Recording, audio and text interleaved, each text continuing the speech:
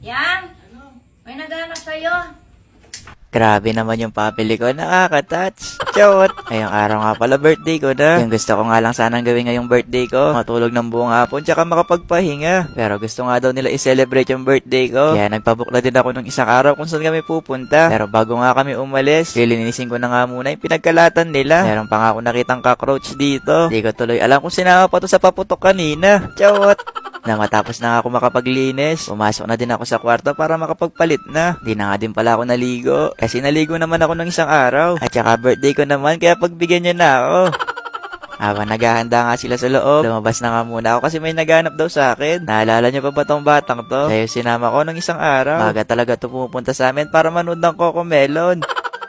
Nagpapapalit nga siya dyan para daw makapaglaro na. Sabi ko naman sa kanya, aalis muna kami kaya sarado muna yung computer shop. Gusto nga daw niya sumama. Sana malapit lang yung pupuntahan namin, sasama ko to. At saka ilang araw kami doon. Baka kapag sinama ko to, hanapin hindi pumasok sa school. Pero sumama naman siya magatid sa amin. Mag-ingat nga daw kami. Hintayin niya na nga lang daw kami hanggang sa makauwi. Pakalipas nga ng ilang oras na biyahe. Andito na din kami kung saan kami magse-celebrate. Pumunta na din pala kami nung nakaraan dito. Kaso nga lang nung pumunta kami dito, bumagyo. Kaya sabi ko kapag maganda na yung panahon, pupunta ulit kami dito sa White Rock. At sakto nga ngayong birthday ko. Maganda naman yung panahon kaya tinuloy na namin. At saka gusto kong itry yung mga water sports nila dito. Na makapagbayad na nga ako, binigay na din yung susi kung saan kami tutuloy. Nasa kabilang service pala si na mama. Nauna na kami kasi sila na daw bahala sa mga gamit. 3 araw pala kami dito. 3 room din yung kinuha ko. At saka 3 milyon din kitang gusto. Chawat!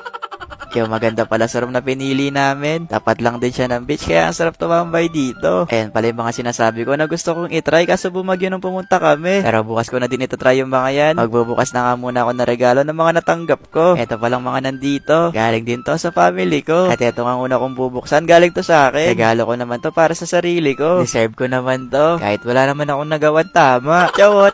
Etong hawak ko na papel. Eto pala yung resibo ng bag na binili ko. Di pa to pwedeng mawala. Para kung may mali man dito sa bag, pwede pang ibalik. Pero ibabalik ko na lang to kapag 1 year ko na nagamit. Chawot! Kapareho lang din pala nito yung bag kong brown na laging sinusuot. Yung pagkakaiba nga lang talaga, heto kulay black. At eto naman sunod bag din. Pero hindi ko na to binili. Yung bumili dito yung jowa ko. Ay wala pala ako nun. Etong sunod ko naman na bubuksan. Eto yung regalo ni mama at saka ni papa. Eto na nga lang daw yung binili nila sa akin kasi pa ulit-ulit daw yung bag ko sinusuot. Eto pala yung dalawa sa malapitan. At sunod ko nga bubuksan yung kay Kuya Bokyo. Gold na gold nga yung pambalot niya. Akala ko nga nung una nor cube. Chawat! Pero yung box nito parang pang wedding ring. Balot na balot nga parang ayaw pa magpabukas.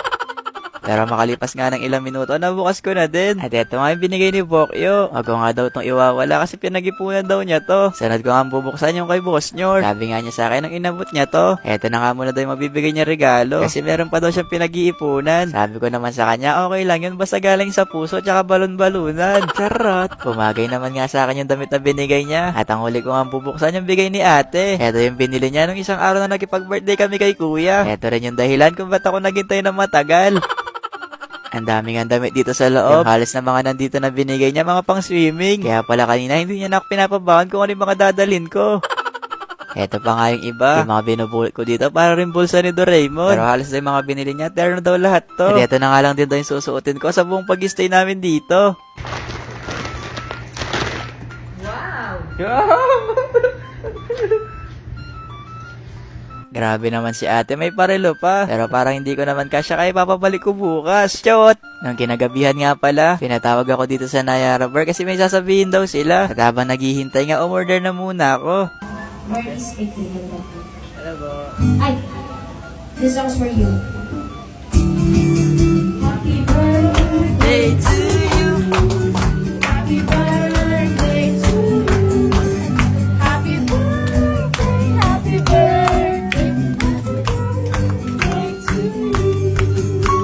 Grabe, ito yata isa sa pinakamasayang birthday ko. Nung nakaraan kasi nag-birthday ako, sobrang bigat. Pero ngayon, sobrang gaan na. Kaya nagpapasalamat talaga ako kay Lord na yung mga inihiling ko sa kanya noon, nagkakatotoo na. At syempre, dahil din sa inyo yun. Kaya salamat ulit sa panonood ng mga vlog ko. Ayun lang. Bye-bye!